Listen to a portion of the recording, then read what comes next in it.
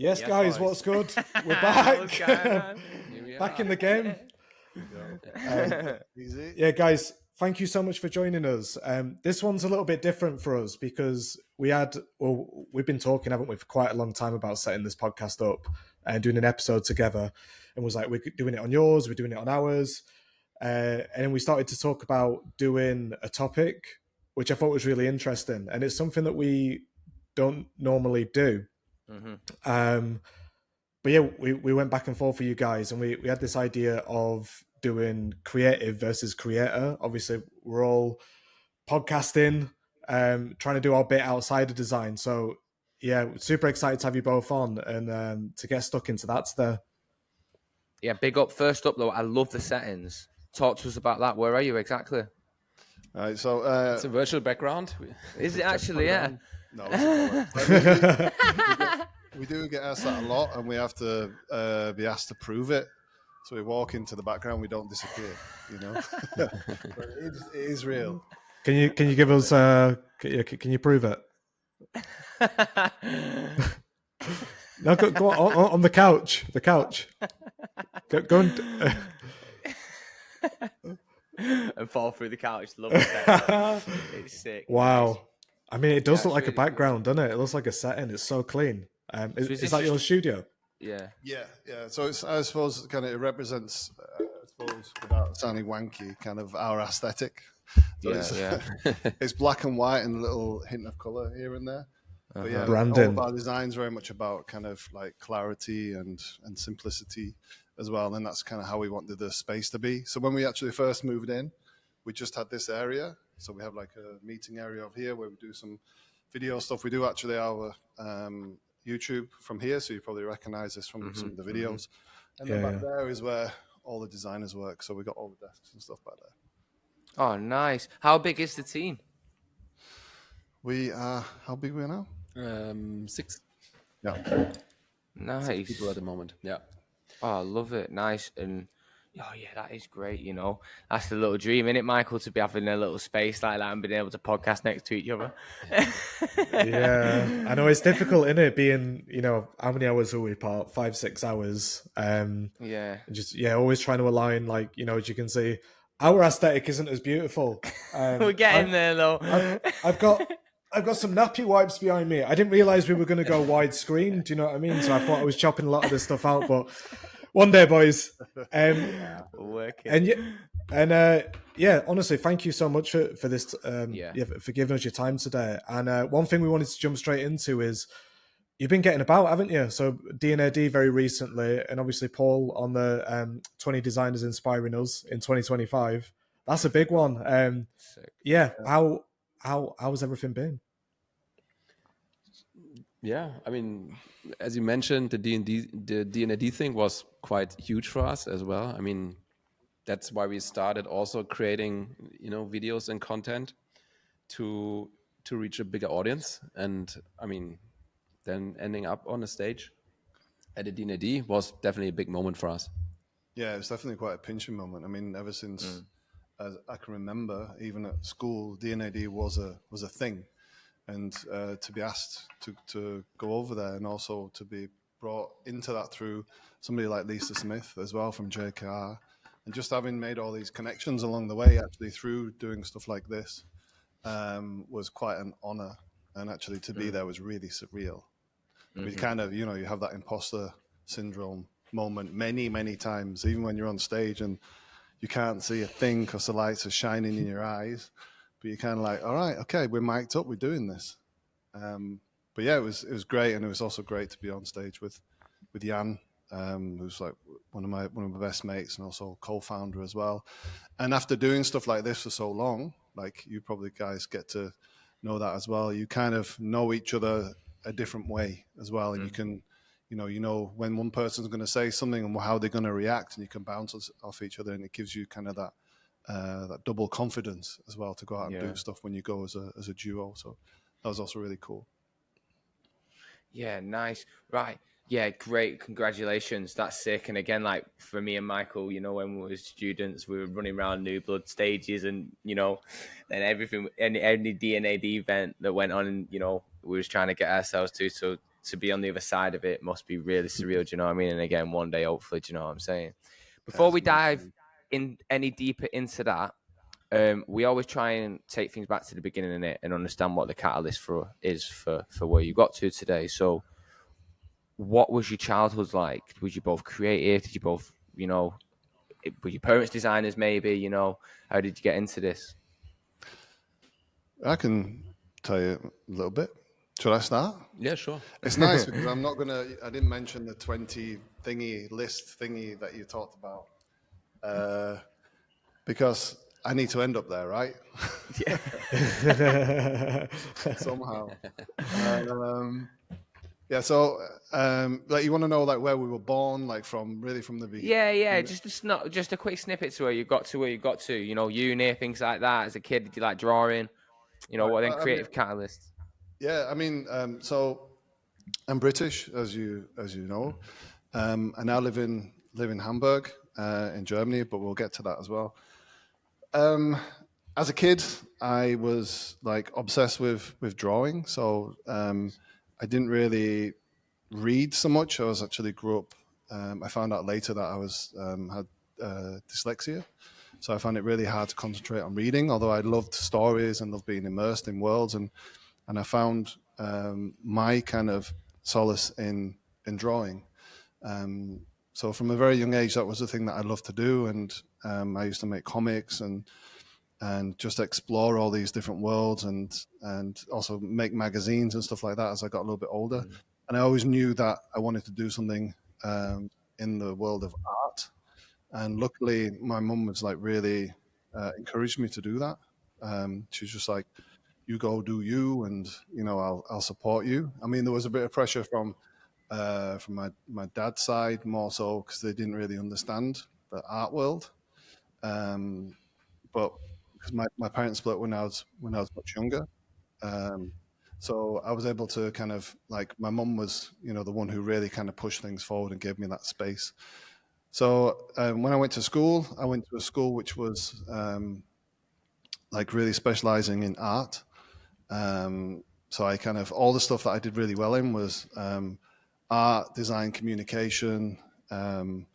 Also, I even did some creative writing as well, like in English, which actually turned out pretty good as well. And I suppose that also helped me a little bit further on in life. But art was something that I was just really obsessed with, and that's what I knew I wanted to do. Then I went to uni, and I just thought that I wanted to be an artist. I didn't really know what that meant, and I ended up doing a course called Foundation, which you guys probably know. It's a very popular thing to do in the UK, and whilst I was doing Foundation, I was really into doing fine art, so I really loved to do like really experimental stuff. But then along the way, I found graphic design, and graphic design allowed me to make those fine art pictures. Like I was doing like a lot of oil and acrylic and stuff like this, and mixed media. But I was able to do it a lot quicker because I didn't have to wait for the paint to dry. I just make stuff with pixels and get it out there. So I kind of was able to shortcut my way to creativity through design. And then I found like a lot of like crossovers through music, and I've been skateboarding for many years as well. So that kind of connection with music and skateboard and skateboard culture and brand within skateboarding and art all kind of mashed together, and it kind of all started to make sense, where I could still be artistic, but I could find some kind of commercial output for the stuff that I was doing. Then after that, I continued at uni and I studied graphic design, and also as a kind of a second major, I did fine art drawing. Then after that, I went to work for the Attic, if you remember the Attic.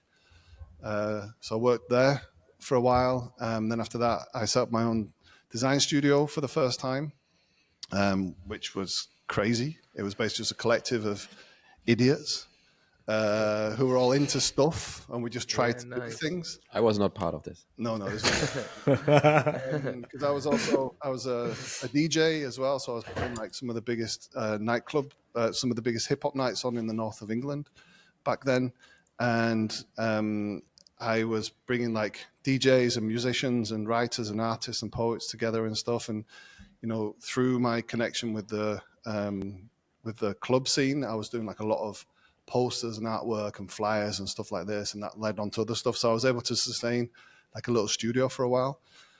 Then I got the opportunity. Actually, I was contacted by Bench in Manchester, and I moved to Manchester and lived in Manchester for quite a long time as the head of design for Bench, for the streetwear label, when it was cool. Yeah. No, that's not cool. It's not that cool anymore. But God, I remember the bench jackets. I remember all the bench jackets in high school and that. But Bench was it was a really, at one point, because it came from BMXing, it was like a really cool label. They had all sorts of stuff going on. Then it kind of fell a bit from grace. After that. Does it still exist? Yeah, but not in the same way. It's now owned by another company. They disbanded, they sold it, and then they bought it, and then they do like a lot of brands like Quicksilver and that kind of work. and all this kind of stuff. They just That's what they've done with Bench. But I learned a lot there as well. Just about like how to create stuff for culture and actually to get really fun creative stuff out there on clothing, and then also like in the advertising and kind of influence like a market, which was really cool. And then I went traveling. This is just going to be the podcast about me, right? I'll speed it up so you can have your turn. Then I went traveling, met a girl when I was traveling, and then ended up in Hamburg. And from Hamburg, I kind of tried to figure out what I wanted to do, and then got into the scene here. It took a while because I didn't speak German at the time. And I freelanced around loads of different studios. Actually, that's how Jan and I met. I was asked to join. Jan asked me to help him with some skateboard decks that he had going on because he was freelancing for a skateboard label. So I started designing skateboards and clothing with Jan. So that kind of gave me my first step into the market here. Then kind of connected, and then we did our own thing as well. I'll let you talk a bit about that. But we did our own thing for a bit back in the day. And then I freelanced and worked at all the big agencies and studios here. I won't name them all because loads of them, and worked all around Europe before Brexit happened. Boo, which stopped me being able to move as much. And then kind of, out of sort of sheer frustration and also like we felt like a gap in the market. We came together after our separate journeys and came back together and said, we've got this idea for a studio. We want to do things a little bit different to how they've been done in the past. So, let's put our heads together and make something happen. That was the beginning of Hyperfocus. I'll stop there so we can talk a bit about Hyperfocus after that. Amazing. But, you've done this before, haven't you, Paul? Waffle? You take Also, I am.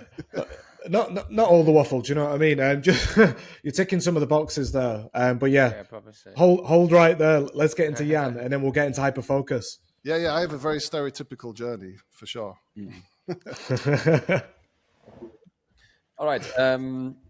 So I think what we have in common is that my parents also gave me a lot of flexibility and freedom to go. But it started very differently because I was born in East Germany, actually, behind the wall. So it's a bit like North Korea nowadays. So we were quite isolated. So we didn't know what was going on outside of the borders. It's like me coming from Bradford, right? Yeah. I think a bit more extreme. Sorry, God. When they, when they opened the wall and we were allowed to see the rest of the world. So that was because I remember this moment. I was like 8 or 9 or something. So it's like, I still have it in my memory, and it was like the world changed from black and white or gray and to colorful. Yeah, so it was very different. There was no brands or also no art and culture. Before it was just gray. And that was, quite a big impactful moment, which I also think that made me like who I am today and also interested in, becoming creative and a designer. But after that, we moved very quickly to like the west of Germany because my parents, they were afraid that they're going to close the wall again. So we tried to go away as quickly as we could. And then, I think since I actually realized that this could be something to make a living of, like with design, I think that took quite some time. I went to school. I mean, skateboarding, as I think that we have this in common, was like a big thing for me. Did this for quite some time, and it was, design and illustration and everything was in front of me, but I never really considered, okay, this is something I could do as well. So that took quite some time. So after finishing school, I actually went to university and studied mathematics for 1 semester and 1 semester of economics, just to realize that's not really what I want to do. And I had a good friend, also a skateboarder, and he went to the here in Hamburg to the art school, and he brought me there and just showed me, and I just loved it. I was never really into learning and all this kind of stuff, and they're just hanging around. They drew all the time and make cool stuff and went to parties, and I guess I really liked that lifestyle. I wanted to be part of that, and that's how I started, and then entered to try to get into the school, which I made, and then I got my first freelance gigs for a local skate brand here. Designed like a lot of skateboards and T-shirts. That's also, as Paul said, where we met. Nice. Then opened small studio with some friends. I mean, this is how a lot of people, I guess, do it. Just bring a couple of friends from university together, try to make it. Having big dreams, big ambitions. And then most of the time worked like with independent studios as a designer. I was just half a year in a bigger agency, but just to find out that's not really what I want to do. And then we came together 5 years ago. Yeah. And then this is the birth of Hyperfocus. Yes. Yeah. Lovely flow. Talk to us. How does this come about? How's that first conversation? Who asked who? Well, I mean, we did it actually started during as COVID, as the pandemic was kicking off, and I'd actually been like freelancing as Deutsche Bahn. You ever heard of Deutsche Bahn? Yeah. It's like the British Rail, but of Germany. Oh yeah, nice. So I was freelancing as head of design there for the innovation team, and we built a team from like 12 up to 100 over like a couple of years, which was a crazy experience to have. But over during that time, I was able to kind of learn a lot more about digital product development at scale. So actually, a few years back before that, I'd kind of not left branding, but I'd focused much more on digital, so experience design, with brand at the heart of that. So continuing stories and messaging and looking at the outcome of the experience holistically, but using digital as a kind of vessel to make that happen. And through this job, I learned a lot more kind of about just the idea of iterating on design. So taking something and breaking it and putting it back together and breaking it and putting it back together again. So that's kind of the philosophy, like a lot of like product development is everything's in a constant state of beta. So it's never done. And you're always looking for the next thing to make it better. And we kind of, like all the kind of the processes around that about making that a safe place to be able to do that was really interesting. And I realized that actually, if I compared that to a lot of the stuff I'd done before when it came to branding, that didn't exist. It was very much kind of a linear thing. It's like you get a brief, you talk to the client, and then you kind of go away. You talk to your creative director or with your team. You sit in a dark room for a couple of weeks, fiddle away, doing stuff. Then you go back to the client and like you kind of go, what do you think? Is it good? And there's no real kind of conversation. There's no proper decision making along the way. And this idea of having much more of a lean, agile, kind of sprint-based approach to creativity made a lot of sense. And this is like I had this idea and talked to Jan about that. And what would it be like if we actually took those lean methodologies and put those into a branding space? Would it work? And thought, well, let's give it a go. That's actually how we started. We did not even have a portfolio. We had the idea, okay, let's build something different, and let's not, because everyone else, has a nice portfolio, and we try to, get the attention in a different way. Yeah, there was a big boom of service design studios popping up, and they're running into a bit of trouble now, but that's for another topic. But yeah, there was a lot of this kind of popping up, and it felt like a really interesting model. So we used that and leveraged that to our kind of advantage. So we tried to do stuff that other studios had not done in a space that we wanted to be in. And that's also why we also did the YouTube stuff as well, So it was like just trying to be different. How do you stand out in a sea of sameness? If you go onto a brand studio's website, you see like a history, the services, pictures, and some cases. And at some point, they can be great, but they all kind of end up looking the same.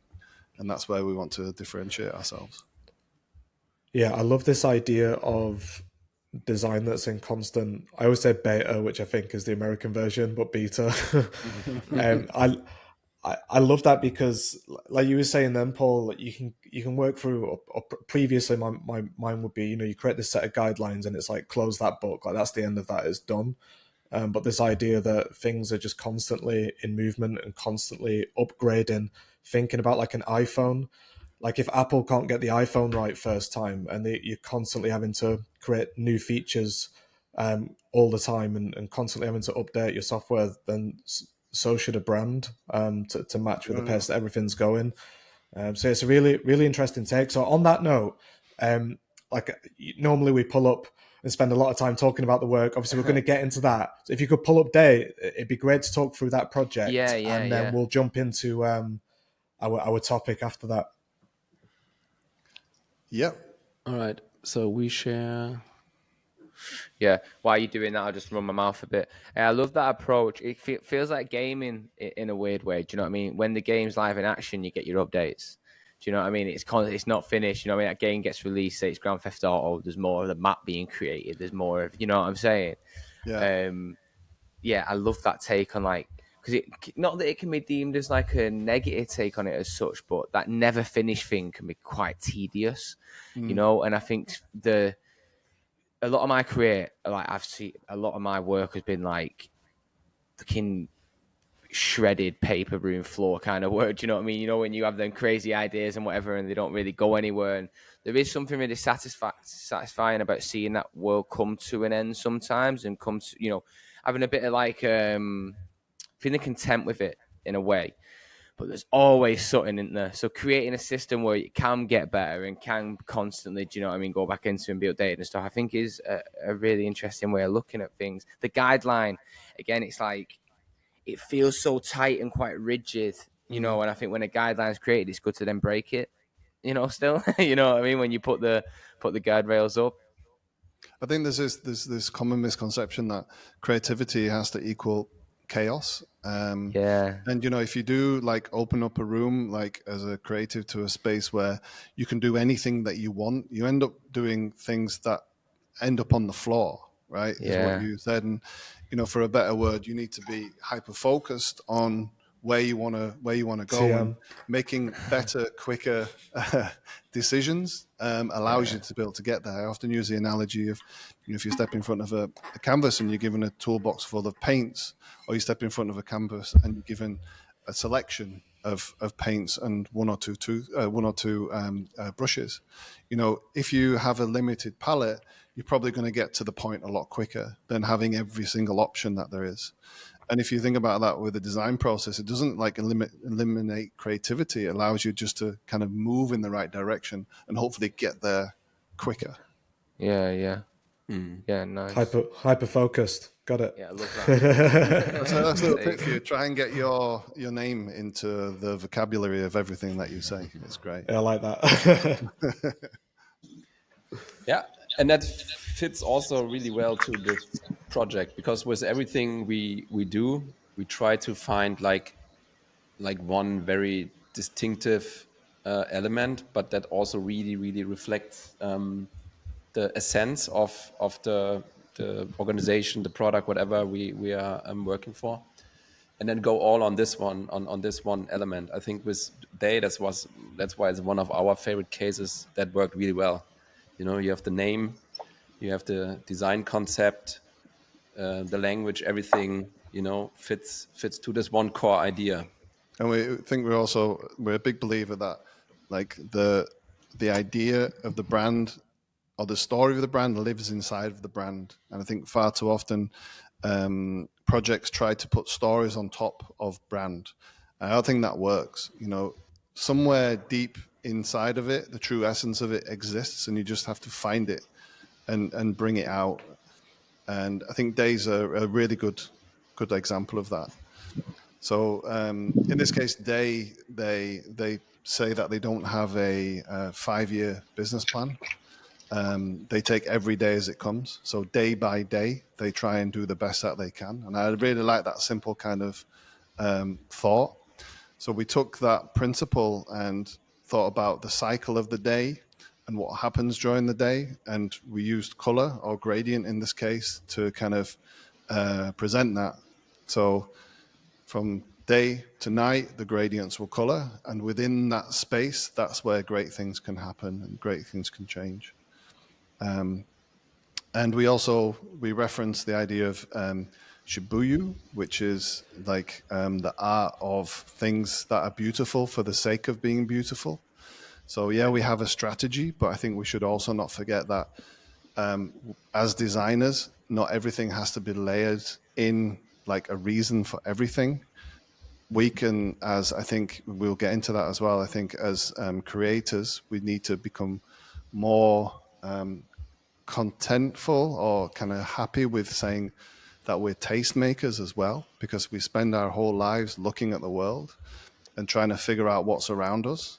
And through that, take what our learnings and put that in that environment and be designers and create stuff. Of course, design without strategy and without kind of beginnings doesn't have as much weight. But once you have that weight in that story and you found that, then you can create, you know, you can add that layer of beauty to it and kind of be unapologetic about it in a certain way, as long as you're kind of considered and how you approach and show it and talk about it. I think that's really important. I think Day's a really good case to show for that, because it really does resonate simplicity, like kind of relating to the art that we were talking about. That's really interesting. The Japanese meaning. What was it again? Shibuya. Yeah. Yeah. This idea that things can be beautiful because they're beautiful, and I think that's something that, you know, we're constantly tied to the objectiveness of graphic design. Like this has to be, that line has to be there because it serves a purpose. It serves a reason. So I think to do something which is more subjective, which plays more into the artist mind, perhaps, is a different shift in mentality. Yeah. Yeah, lovely. It's nice. Yeah, it's just really nice. So is this something that are you still working with the client? What way? So is the relationship still ongoing, like we were mentioning a minute ago? Like, is this something now you've created this system, you're still coming back to you still got the, you know, you're still kind of pushing things forward? 100%. I mean, it's quite interesting with Day. So they are actually a service design studio, and actually probably one of the more successful ones. And they're still pushing forward. I mean, originally they offered everything. They had brand and design and strategy, UI, UX, and everything in there. But now they're much more focused on, like, you know, building really great products and that system behind that. And they were quite smart in a way. Like, they tried to get rid of the headache of designing their own brand for their own studio, which is notoriously one of the hardest things to do. To subjectively brand yourself, it's tough. Yeah. And they asked us to do it, and they were great to work with, and they were very open to these ideas. And we said, look, like I told you about the process, we said, trust in the process and we'll get to where we need to get to. And this is a result. And from that, we've continued to work with them. We've just done the global rebrand or branding for Allianz.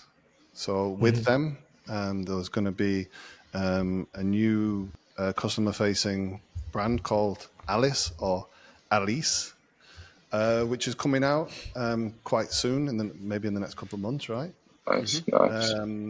But like, by building those relationships and working with them in such a way, we've been able to build that trust as well, and being able to work on other projects with Dave, for example, and other people that we work with. So in this case, we're working together with them on other projects because I mean they're really good in facilitating the brand themselves. It's not like they need like a constantly support on their design. So it's more like a collaborational approach with them. Yeah, nice.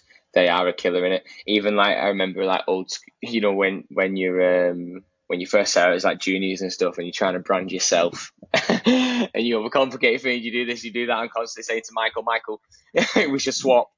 I do actually know a few people who have done that as well. Like from like when they're on the inside looking out, kind of thing. You can't see the wood for the trees in a way, So I think it is good to get them fresh kind of takes on it.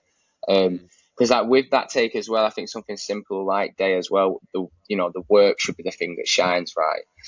So it's nice to have a considered thing that holds the work, but not take the shine from it in a way. Feels really nice and considered.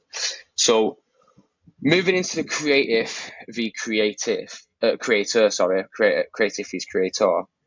Talk to us about the brand review, how that started and the original intentions behind it.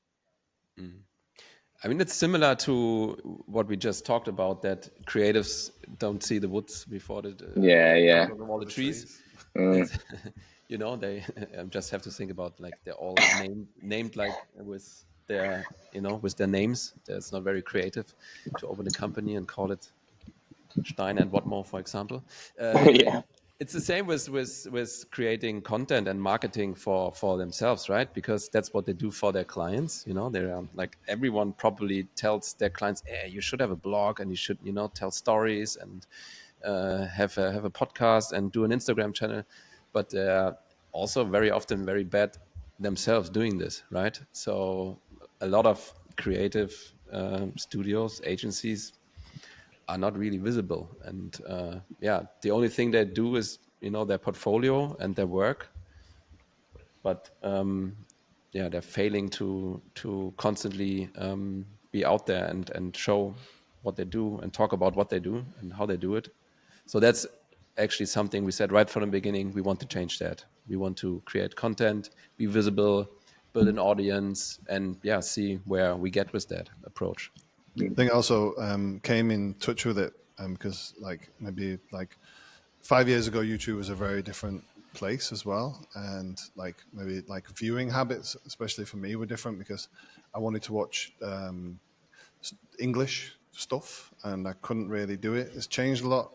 I couldn't do it here in Germany in the same way that I wanted to. I couldn't get hold of the content. And I was watching a lot of YouTube, and then through that actually a lot of stuff, the algorithm pushed a lot of stuff that I was interested in at the time, like photography or filmmaking and all these kind of things, and also vlogging was really big. So I was seeing like a lot of content creators like Casey Neistat and Peter McKinnon and Mate Apoya, people like this who are really kind of prevalent, talking about filmmaking. And I was like, this is really interesting. I started to really get into it, and I was like, hang on, there's no one talking about design, there's no one talking about brand, but we talk about it all the time in the office and we have a big opinion on it. I'm sure there's other people, when we talk to them, have a similar opinion on it, so why don't we talk about it? And in the beginning it was dreadful. Like, we tried it and I was just like, I was the one who was doing it because it was my idea in the first place, to be the kind of person who spoke, and I would just look like a piece of wood. And I remember doing the first video, and Jan's like, Paul, I was like, what? Move your arms. From this to this. And actually, through that, you learn that, you need to have like a separate personality, a separate persona in front of the camera. Like, if I use gestures when I'm when I'm in front of the camera, it feels awkward. If you were talking to me, you'd probably run away if I'm waving my arms around. But if I'm doing this when I'm talking to you on a video, it feels much more engaging. So it was a beginning also of kind of learning to be another version of yourself, which is maybe a bit more expressive than the person that you are in everyday life. So you kind of, your confidence and your perspective on things shift and change.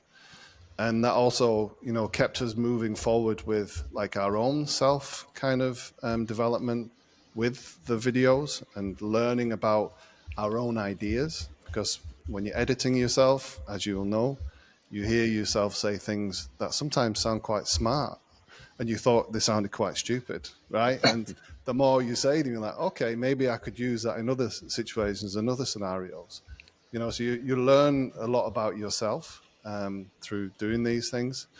And yeah, we tried like lots of different formats as creators, if you want to call us creators, just, you know, put a camera in front of ourselves and decided to share it with people. And yeah, we tried different formats, and one of the formats that we found was doing the brand review, and that was Jan's idea. Where did you see? You saw it on something else, right? Like, No, I don't. I mean, there's like, you have like websites, you know, who do this. They like the brand new, for example. yeah, that's it. You Yeah, know, they do brand reviews, but it's just in a blog format. Let's call it like this. And I thought, yeah, that could be an entertaining format as well in a video. Just And how was it for you guys starting to get past that cringe factor? Like, did you even feel that? the cringe factor. Yeah. The last video we published. Sure. It's always cringe, man. It's always weird. Like setting pressing record and doing the stuff that you do. And I think that's good. I think maybe cringe is not the right word, like but like uncomfortable. Like comfortable with the uncomfortable. I think that also allowed us to kind of get on stage at the D&AD, you know, because we were kind of not used to talking to a crowd of that size, but being really like having to perform in a difficult situation. I think every video is like that. So I don't ever really want to get over that, because I think, you know, if you ever speak to anybody who speaks on stage, or even see anybody talk about self speaking on stage, all the greats always say that they're still nervous. And I think that's really important, because you need to have that fight or flight energy to actually go on there and do something. And if you just cocky and walk on and do it, whatever, then that also comes through as well. Yeah, interesting. The reason why I said cringe is there's an image. Actually, if I just share my screen, I can should be able to see it. No, and when I'm saying it, and I know you guys understand, because obviously we're doing the same thing and feeling the same things. I guess if somebody just said to you, "Oh, you guys are cringy," then that would probably come off across a lot differently. But I can't get it up. I'll send you it, and I'll DM it you guys. But it's basically, on one side is idea, and then the other side is the result, and there's a diamond on the other side. But to get across that, you have to go across this canyon of being cringe. That's why I use the word cringe. But yeah, uncomfortable. And also I can imagine, and something you said right at the start as well, like a level of imposter syndrome. Yeah. Yeah, and I'm pretty sure, like at the beginning, there like a couple of people, when they saw like our first videos, thought like, what the fuck are these guys doing now, right? Yeah. You know, and to also kind of, I think the longer you do it, you know, then at some point people just accept it as, oh, okay, these are the guys who are doing the videos, you know. Yeah, that's interesting. So how long did it take for you to start feeling that uplift and that traction and actually getting that engagement from the community, in a sense? A long time. Yeah. I mean, we are in quite a niche. Yeah. And we still think, oh man, where's our breakthrough moment? Yeah. So, and like if you look at the growth on YouTube, for example, you know, that it's not like a slow and then gets like super fast or something. It's really like a consistent growth, and that also means you need to consistently put work out and produce stuff. It's a lot of work and a lot of effort. Yeah, and I also think like you also have to. It was something that I think it was Tyler the creator said as well. He said he once found this guy on YouTube, and it had like 10 views. And he found me. I thought it was fucking awesome. I was like, this guy is mad, skilled. I want to work with him. So he contacted him and flew him over to LA and got him in the studio and worked with him. And he had like 10 views. Mm-hmm. And I mean, the point to this is like, you don't know who's watching. And I think for every video you make, you make it for that one person, not for a million people. You make it for that one person who might be watching and go, oh, wow, they're doing something that maybe I could do, or they have an opinion that I share, and that, it's given me the confidence to go and do something. And I think always have to remember that, and not just for ourselves, open up like YouTube and look at how many views something's had. I mean, that's really, it's an unhealthy way to look at it, but just think about quite possibly like the younger designers who are coming through, or even people who are like struggling and don't really know what they want to do. And maybe you spark something in them. And I think, that kind of sense of responsibility is also really profound and very important to always remember. Yeah. But there was actually one event, I think this was like 2.5 years ago, when we went to Lisbon to a conference, and it was about branding and all people from branding and industry. And then actually we got like recognized there. And people came to us and say, "Oh, guys," and that's quite cool. You go to a very different country in the world, and then people who are, who tell you that they watch the videos. Yeah, that was quite nice. And that's cool. Yeah. People have said that to me as well. They're like, "How are the kids?" I'm like, "How the fuck do you know I've got kids?" Like, I watched the podcast. I'm like, "Oh, okay." You mean that one with Jan and Paul from Hyperfocus where I had the nap? Exactly. Do you think there's a stigma attached around being a creator, a content creator in the traditional design world? I mean, on Creative Boom, there was just a list of key takeaways from Cannes or something. Yeah. And there was 3 points about, I don't know, the CEO creator and 3 other things. They were all about the creative creator, that you have to be both nowadays. That's basically the future. I also heard an interesting thing, which is back in the day, it used to be who you knew, but now it's who knows you. It's a way that, you make contacts and get your name out there, which I think that's a flip on things and kind of testament, hopefully, kind of to what we're doing now. So we are quite optimistic. That's a good thing to be a creator nowadays in the creative industry. Yeah.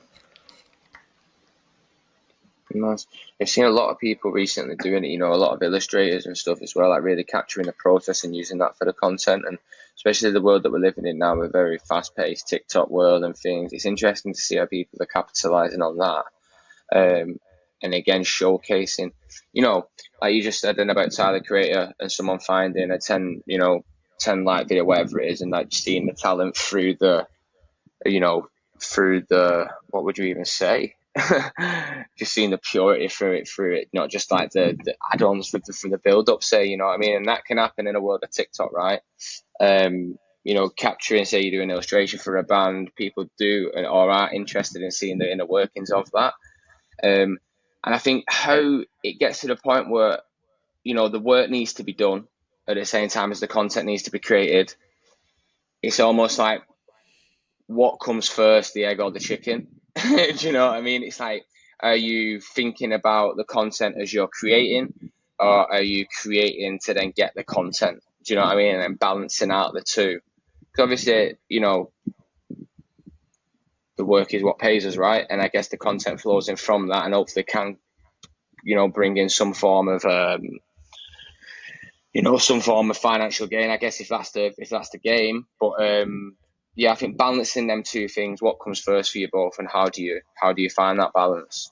I mean, if you treat YouTube as a revenue stream as well, you've got your sponsored deals, you've got your AdSense that's coming in, you've got, we're not there yet. Coming through the helicopters coming to pick you up at work.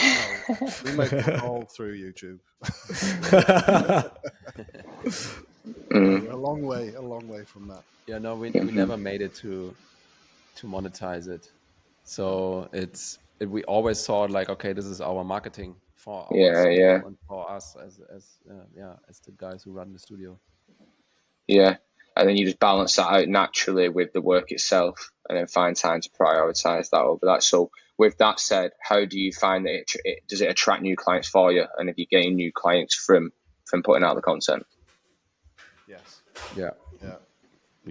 But I mean, there's two things. Is like, which we're starting to realize now is like, well, recognize now is like profile as well. Yeah. So people know us, which is cool. So in the design scene, I suppose we kind of get noticed, and this is also, I think, probably one of the reasons that I'm also gone to that list. It's because of everybody here working together. You know, it's not just one person who does this. It's like a joint effort of everyone coming together and making things happen. So there's, we get that kind of more kind of reach, and I think, we've always said, I mean, video is a really powerful thing. If you record something, it's real, right? It's the truth, even if it's not, right?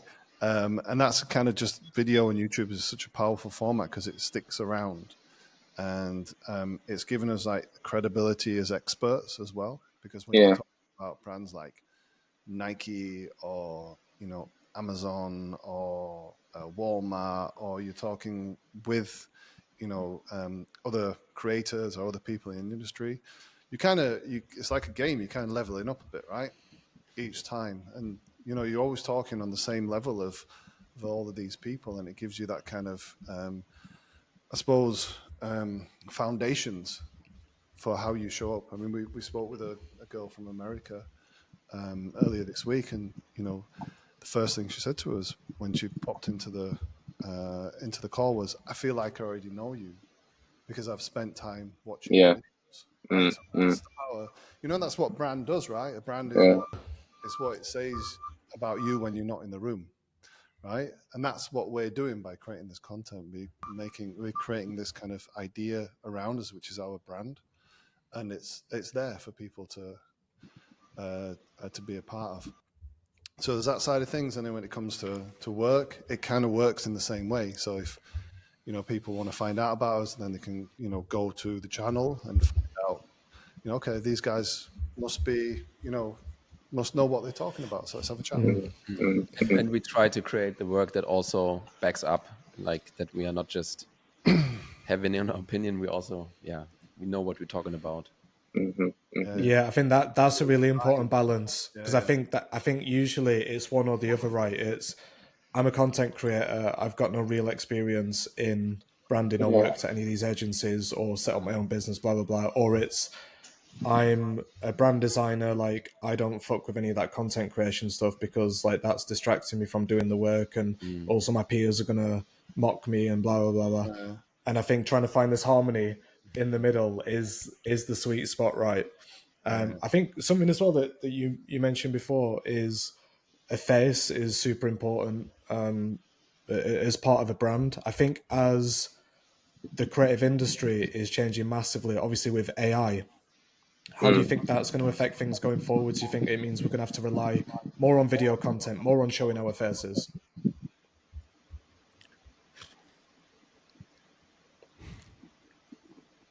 It doesn't hurt, right? If you have a presence. I mean, the change AI would probably do is it will kill a lot of mediocrity in the industry. Meaning, like the whole production heavy work will be gone, and probably the very valuable work will be like the very creative part. For example, on a branding, someone needs to set the tone, curate the brand, create the personality, and then basically help the AI to translate this into something that can be automated and produced. So this whole production part, which would be done by an agency nowadays, that where they make probably also a lot of money, that will go away. And your question was if being the face of a company our personality helps them in this time as well, right? Yeah, sure. I mean, you need to stand out still, you know, and also you have the channel to tell your opinion about what's going on out there, right? I think that also helps you to stay relevant and move through these times. I also think there's two camps as well, right? So there's people who will just absolutely love AI content. So there could be a brand review with Jan and Paul as AI generated people, and we could have 100 videos out, you know, every week. Yeah, just prompting. Okay, do a brand review about this brand, about this, do a vlog, this, and it will just make the videos at some point. This is already happening. Yeah, right? There are already videos too. It's crazy. Yeah. And that content is there. There are people who will consume that. You probably find yourself watching some crappy videos when you go down a rabbit hole on YouTube where you have these stupid American automated voices talking over things, that you don't say the word like that. So that's definitely AI, so you pick up on it, but still you're watching it, right? You're still consuming these little pieces of content. I think there'll be spaces for both. And I think if you compare it to Star Wars, for example, right? There's fans of the original trilogy, which maybe would be us, right? Seeing the faces as they should be. And then there'll be the new school versions, the other alternative worlds that are kind of being grown, and there'll be an audience for them. And I think you'll just be able to choose where you want to get your information from and how you want it to be, how you want to consume it yourself. Mm-hmm. Yeah, there's going to be so much content that it's like how. I guess, with the way things are going, picture this in 5 years, 10 years, again, the progressive nature of it naturally, is then everything about that process is then, how do you find the balance going forward with it, I guess, if everyone's putting out content, then how do you find the quality within the abundance, right? Do you know what I mean? And, I remember when I the first ever podcast I started consuming was Debbie Millman back in the day when me and Michael was in bunk beds in Bethnal Green. And I had some shitty headphones, used to put it on before bed. I didn't even really know it was a podcast that I was listening to. I was just listening because of the names that she had on there. Do you know what I mean? Bob Gill, Sagmeister, all these people. And I was infused by it. Do you know what I mean? And it felt like when I was listening to Debbie, it was going to always be quality. Do you know what I mean? Because she was few and far between. There was only Debbie really doing it. She was leading that field. And then, now you look at it and there's not just design, there's a podcast about everything in there. Do you know what I mean? Multiple avenues, multiple different takes. And then to the point what we've just spoken about, then it's even getting to the point where it's not even real content anymore. It's just AI generated content from the content that's already been created. So it's to create even more content. You know what I'm saying? Who the fuck's doing the work? Do you know what I'm saying? When does do you know what I'm saying? I think, and it's something me and Michael not necessarily struggle with, but want to try and find a balance with. We love doing this podcast. You know what I mean? Talking to you guys now, we'll drop this call and me and Michael will be like children, just they said X, they said Y, you know what I mean? It feeds us, and quite selfishly in a way, you know what I mean? And we'll hopefully other people, when we put it out there, take it as well. I guess, yeah, it comes to a point when, we want to, creating a studio, creating that, putting time into that, then, getting this client and wanting to just do everything this client and put all your eggs in that. Gets to the point, I guess, where you start building a team like yourself. So getting to my point, as you're building your team now, when hiring, do you consider everything that you've got going in with the content and the work, and do you pull everyone in to do both? It's not mandatory. Do you mind being in a video? Do you mind doing this and that and stuff? Yeah.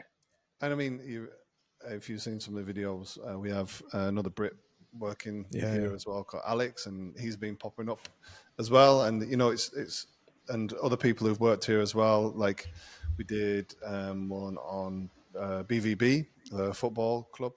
Sick. That was with all Andy, like somebody used to work here with us.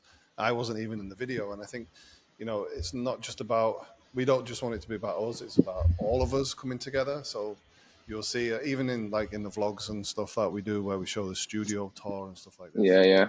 And we go out and about and do things. Everyone's in the videos, and everyone's kind of pretty cool and happy about it. Yeah, I think that's really what. Cool. Yeah, that's something to dig a little bit deeper on that as well. Sorry, Christian, because I feel like you was trying to get to it before and now as well. when you've got your days set out, so your week set out, 5 days a week, how do you split that time? Like, do you actually do it, or do you think, oh shit, we need to create that content this evening because we've spent all this time doing work now? Or do you go, we do 3 days of design work, creative work, and we spend 2 days doing marketing stuff, which is, it is the podcast, it is like the speaking with people, the reviews and so on? Of course we planned this. I mean, we started with having one designated day to create content. Content Friday. But then all my clients wanted to speak to us on a Friday. Got mixed up a little bit. But yeah, I mean, also like our brand reviews, for example, they are quite easy for us to produce. So I think we are quite efficient, like recording them. Of course, editing takes some time, but we are very fast with this, I would say, nowadays. Yeah. I mean, I try to make it streamlined as much as possible. So the more recent ones are just one camera. But before I used to have like several different angles and stuff, and it put like a lot more time into the edit. So I wasn't able to quash my creative flair there so much when it comes to making stuff. But there's other aspects of making these videos where we're able to do that. So if we've had bigger couch talks, we've had an interview here where we set up this whole scenario with different lights and stuff. That takes like a day to really it takes a lot of planning, a lot of organizing, and it takes pretty much a day to set everything up and get everybody in and do stuff. And something normally goes wrong in that scenario as well. But yeah, it's a balancing act all the time but we know we have to, as I said, we need to be consistent and we need to produce content. And we need to. It sounds a bit like, we have to do it. We also like to do it. It's fun. We enjoy doing it still. It's not just for the algorithm. It's also because we love it. So I mean so we're not consistent. We don't have a day when everything comes out. We don't press publish on Wednesday at 10 o'clock. Because that's when most people are online or anything like that. We do it and we get it out and it goes out. And maybe if we're a bit more strategic about it, maybe it would be different when it comes to how things perform, but we're not that bothered, to be honest. We found our flow, and that's how it is. Good.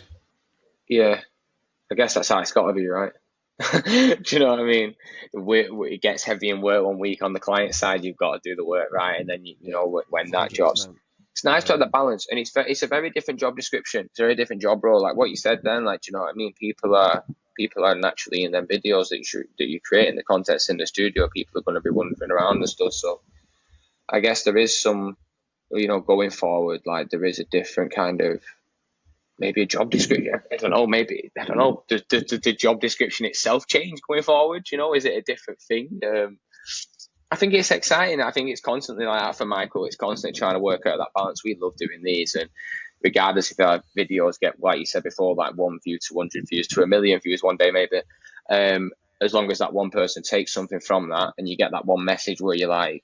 Which we have had, and which is really nice. You know what I mean? A lot of them, like our younger audiences, it's like, oh yeah, that's great to hear that kind of like just straight up honesty about that subject, if it may be.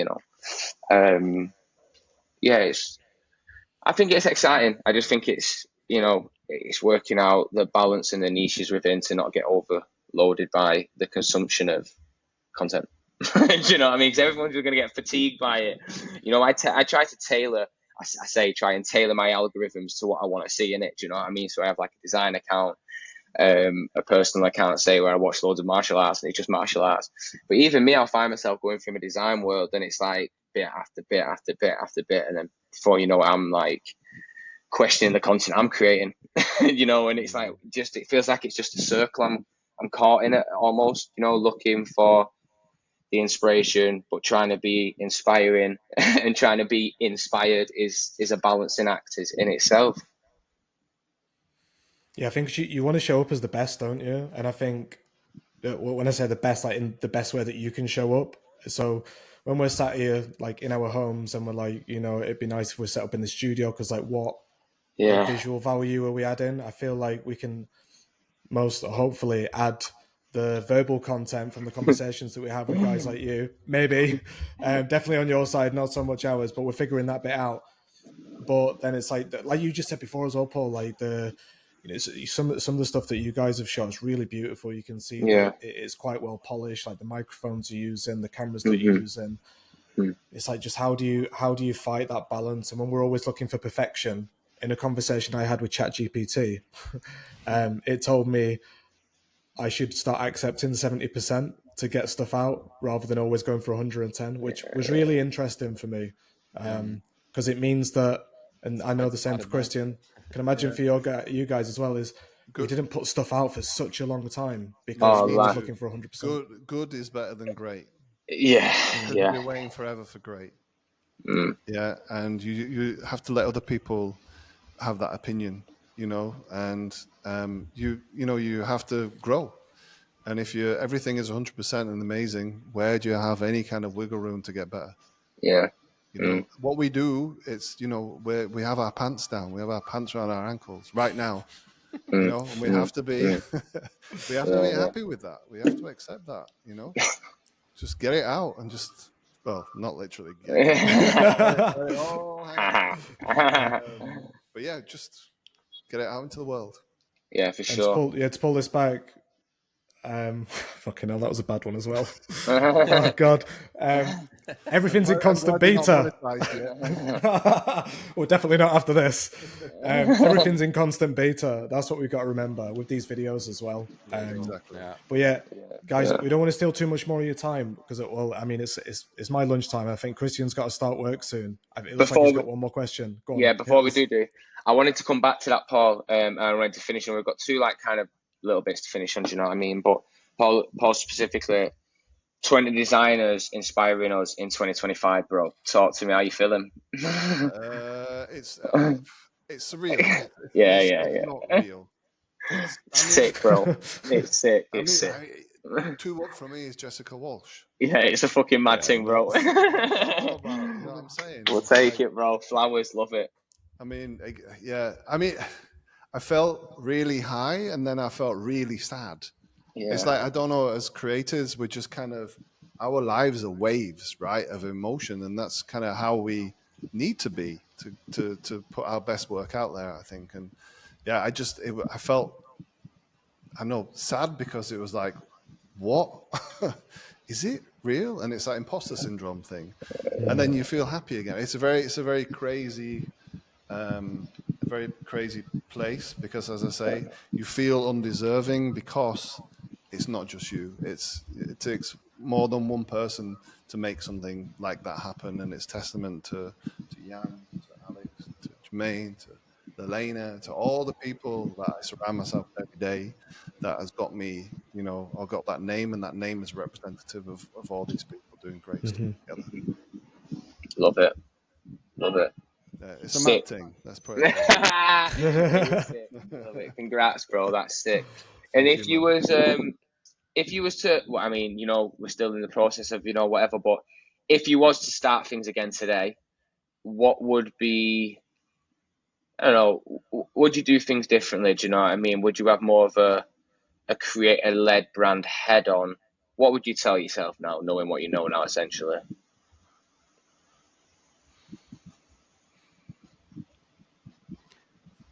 You can answer that. I didn't get this 100%. What would we do different if we were younger, or?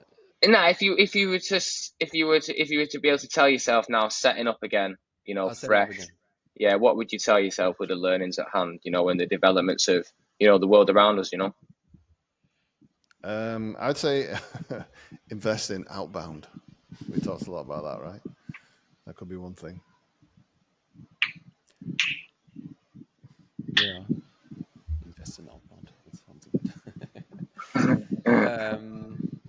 difficult question. I have to think about it.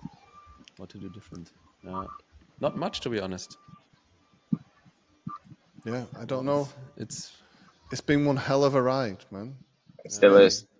And it still is. Like the Yeah, people yeah. that we've met, the people we've had the chance to work with, the situations that we've got ourselves into. Like, I don't know. I think one thing that I tell myself, which I try and tell myself all the time, is if you want to look to the future, look to the past. And that means like when you're having a hard time and things are difficult, just remember it's not always going to be like that. You know, and if you keep moving with your best foot forward, then good things will happen. Yeah. Because I spend too much of my time sometimes worrying about things that are not worth worrying about. And there are things around us that you can't influence. I think that's also one important thing, you know. It's not when something goes wrong, it's not necessarily you, you know. It could be just something that's outside of your control. Yeah.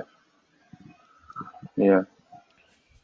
Yeah, I that's love it, good to hear, boys. guys. Because you know, me and Christian were on this call at the start before we got things going, and you know, you're pushing all the time, constantly pushing, and you're always like, when's the fucking door gonna get knocked down? Like, when's this thing gonna happen? When's that thing gonna happen? And I think we're going through that trough of sorrow, as they call it, right now. And it's like, you know, that this is the part where the time when a lot of people want to quit, and yourself, you feel like, oh, fuck this, and it's like, this is the time to like double down and keep going, and it'll all work out. Yeah. And it always sets up like a lot of energy, and you know you should always use this energy when you have like difficult situations. I think these are important moments. Yeah, and also Yeah. for what you guys are doing as well. We're super like pumped to be on here as well. I was hopefully as excited as you are. You know, I think it's really great because you started like after us, so it's kind of you're not new, but you've been doing it, and I can see the traction that you're gaining as well. And I just think you're both like top lads, and like it's really great to see that you're putting your energy into doing something like this. And if we can be on it and support it and show our kind of love, that's huge for us, you know. So it's really great to see that. So keep keep going, man. Keep We're going. riding away. And it's really nice to hear, guys. You know what I mean? And I really appreciate it. I speak for both of us when we say that. You know, we're just trying to, you know, put our points of view out into the world and have some chats with some inspiring people to feel inspired. And hopefully, that's you know what I mean. I just feel like, you know, feel that feeling of being lit up inside and ready to go and live for it. You know what I mean? Like, I really do love this thing that we do called design, and like we're both here for it. You know. Nice. Shit. Appreciate you both massively. What times are we on now? You're an hour front in Germany, aren't you? In the UK. 3:30. 3:30. Yeah, man. Sick. Right, well, listen, we will not take any more of your day, but we can't thank you boys enough. Honestly, we appreciate you. We appreciate what you're doing. It's sick to see like you're setting the levels in it. Do you know what I mean? So we're just trying to keep up. You know what I mean? Congratulations again on everything, and we look forward to seeing, you know, you keep shining. Thanks, man. Thanks for the invite. Pleasure. And cheers, man. Thank you. we are all on the same journey, man. Yeah.